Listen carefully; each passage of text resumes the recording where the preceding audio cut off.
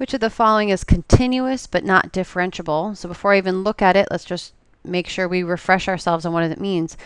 So in a real casual way, it means that I can graph it without picking up my pencil, right? That's what it means to be continuous.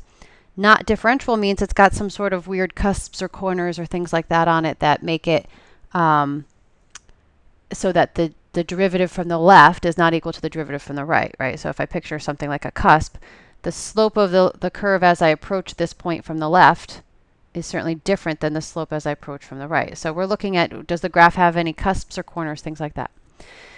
So don't be fooled. The first one makes you, when you first think of absolute value of x, we know absolute value of x does have a corner, but it's at 0, and we're looking at on the interval from 1 to 2. So this function is continuous and differentiable on this interval. Okay, so this one doesn't meet our criteria.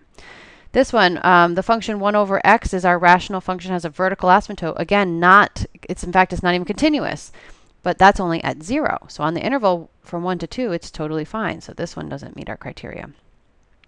The graph of the movement of a liquid molecule as it collides with other molecules. I'll admit I've never seen the graph of the movement of a liquid molecule as it collides with other molecules. So my first hunch is to skip it for a moment.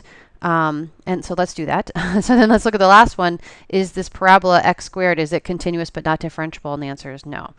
So without even knowing what the graph of a movement of a liquid molecule looks like, I know choice C is the answer. But if I had to really think about why that would be true, it makes sense that a liquid molecule would be moving around, and so it would be continuous, but its movement would be very jagged and sort of sporadic, and so there probably would be lots of cusps going on in there. So that's reasonable. That makes sense to me, I guess.